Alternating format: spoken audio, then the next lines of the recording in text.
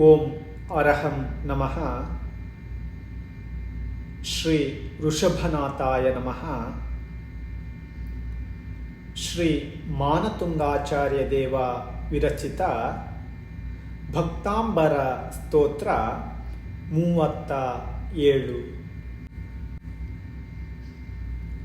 ಇತ್ತಂ ಯಥಾ ತವ ವಿಭೂತಿರಭುಜಿನೇಂದ್ರ ಧರ್ಮೋಪದೇಶನ ವಿಧೋ ನ ತಥಾ ಪರಸ್ಯ ಯಾದೃಕ್ ಪ್ರಭಾದಿನ ಕೃತಾಃ ಪ್ರಹತಾಂಧಕಾರ ತಾದೃಕ್ ತೋ ಗೃಹಗಣಸ್ಯ ವಿಕಾಸಿನೋಸ್ಮಿ. ಈ ಶ್ಲೋಕದ ಪದಗಳ ಅರ್ಥ ಹೀಗಿವೆ. ಜಿನೇಂದ್ರ ಅರ್ಥಾತ್ ಜಿನ ಭಗವಂತರೇ. ಇತ್ತಂ ಅರ್ಥಾತ್ ಈ ರೀತಿಯಾದ. ತವ ಅರ್ಥಾತ್ ನಿಮ್ಮ ವಿಭೂತಿ ಐಶ್ವರ್ಯವು. ಯಥಾ ಆಭೂತು ಅರ್ಥಾತ್ ಹೇಗೆ ಉಂಟಾಯಿತು. ತಥಾ ಅರ್ಥಾತ್ ಇದೇ ರೀತಿ. ಪರಸ್ಯ ಅರ್ಥಾತ್ ಬೇರೆಯವರಿಗೆ. ಧರ್ಮೋಪದೇಶ ವಿಧೋ ಅರ್ಥಾತ್ ಧರ್ಮೋಪದೇಶದ ಮಾಡುವುದರಲ್ಲಿ. ನ ಅರ್ಥಾತ್ ಇಲ್ಲ. ದಿನಕೃತಃ ಅರ್ಥಾತ್ ಸೂರ್ಯನಿಗೆ. ಪ್ರಹತಾಂಧಕಾರ ಅರ್ಥಾತ್ ಕತ್ತಲೆಯನ್ನು ನಾಶಪಡಿಸುವಂತಹ.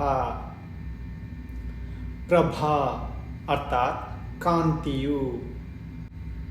ಯಾದೃಕ್ ಅರ್ಥಾತ್ ಇಷ್ಟರವರೆಗೆ. ವಿಕಾಸಿನೋಪಿ ಅರ್ಥಾತ್ ಬೆಳಗುತ್ತಿದ್ದರೂ ಕೂಡ.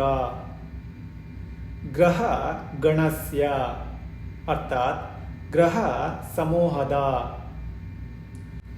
ತಾದೃಕ್ ಅರ್ಥಾತ್ ಆ ರೀತಿಯಾದ ಕಾಂತಿಯು.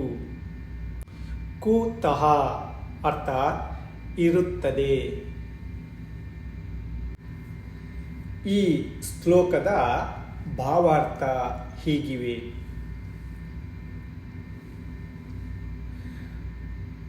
ಶ್ರೀಮದ್ ಜಿನೇಂದ್ರರು ಸಮವಸರಣ ಸಭೆಯಲ್ಲಿ ಧರ್ಮೋಪದೇಶವನ್ನು ಮಾಡುವಾಗ ಅಶೋಕ ವೃಕ್ಷವೇ ಮೊದಲಾದ ಅಷ್ಟಮಹಾಪ್ರಾತಿಹಾರ್ಯ ಸಂಪತ್ತುಗಳು ಅವರಿಗೆ ಉಂಟಾಗುವಂತೆ ಇತರ ದೇವತೆಗಳಿಗೆ ಆಗುವುದಿಲ್ಲ. ರಾಗಾದಿ ಭಾವಗಳುಳ್ಳ ದೇವತೆಗಳಿಗೆ ಆ ಮಹಿಮೆಗಳು ಲಭಿಸುವುದಿಲ್ಲವೆಂದು ಭಾವವು. ಈ ಅತಿಶಯಗಳು ಕೇವಲ ಭಗವಂತರಿಗೆ ಮಾತ್ರವೇ ಇರತಕ್ಕದ್ದಾಗಿದೆ. ಈ ವಿಚಾರದಲ್ಲಿ ಪೂಜ್ಯ ಸಮಂತಭದ್ರಾಚಾರ್ಯರು ಸಹ ದೇವಾಗಮ ಸ್ತೋತ್ರದಲ್ಲಿ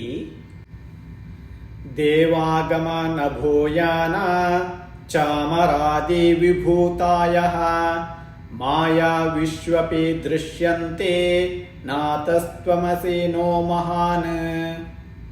ಅಂದರೆ ದೇವತೆಗಳ ಆಗಮ, ಚಾಮರ ಬೀಸುವಿಕೆ ಮೊದಲಾದ ಸಂಪತ್ತುಗಳು ಸಾಮಾನ್ಯ ಮಾಯಾವಿಗೂ ಆಗಲು ಸಾಧ್ಯವಿದೆ.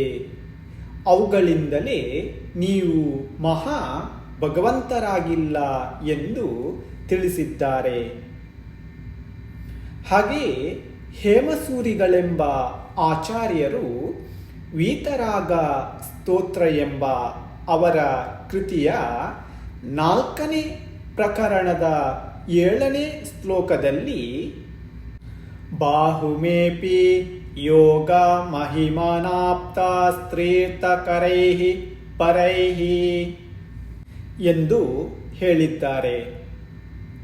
ತೀರ್ಥಂಕರ ಪರಮ ದೇವರನ್ನು ಬಿಟ್ಟು ಈ ಬಾಹ್ಯ ಯೋಗಗಳು ಉಳಿದ ದೇವತೆಗಳಿಗೆ ಲಭಿಸುವುದಿಲ್ಲ ಎಂದಾಗುತ್ತದೆ.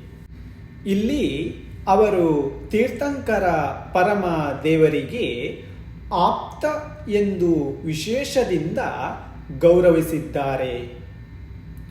ಆಪ್ತ ಎಂದರೆ ಎಲ್ಲ ದೋಷಗಳಿಂದ ದೂರಾದವರು, ಸಕಲ ಪದಾರ್ಥಗಳ ಸಕಲ ಗುಣ ಪರ್ಯಾಯಗಳನ್ನು ತಿಳಿಯತಕ್ಕವರು, ಆಗಮಗಳಲ್ಲಿ ಪ್ರಭುತ್ವವುಳ್ಳವರು, ಅಂದರೆ ನಿರ್ದೋಷತ್ವ, ಸರ್ವಜ್ಞತ್ವ ಮತ್ತು ಆಗಮೇಶಿತ್ವ ಇವು ಮೂರು ಆಪ್ತನ ಲಕ್ಷಣಗಳು. ಇಂತಹ ಆಪ್ತರು ಭಗವಜ್ಜಿನೇಂದ್ರರು ಅಲ್ಲದೆ ಬೇರ್ಯಾರಲ್ಲ. ಅವರಿಗೆ ಅವರ ಮಹಿಮೆಯಿಂದ ಸ್ವಯಂಮೇವ ಅತಿಶಯಗಳು ಪ್ರಾಪ್ತವಾಗಿದೆ. ಈ ಭಗವಜ್ಜಿನೇಂದ್ರರ ಮಹಿಮಾ ಅತಿಶಯಗಳು ಬೇರೆಯವರಲ್ಲಿ ಕಾಣದೆ ಅವರಲ್ಲೇ ಕಾಣುತ್ತವೆ ಎಂಬುದಕ್ಕೆ ಒಂದು ದೃಷ್ಟಾಂತ ಹೇಳುತ್ತಾರೆ.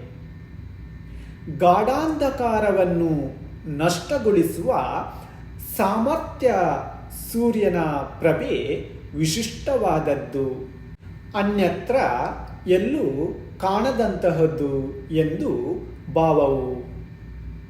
ಇದೇ ರೀತಿ ಭಗವಜ್ಜಿನೇಂದ್ರರಿಗೆ ಮಾತ್ರ ಅತಿಶಯಗಳನ್ನು ಹೊಂದುವ ಮಹಿಮೆಯಿದೆ ಎಂದು ತಿಳಿಯಬೇಕು.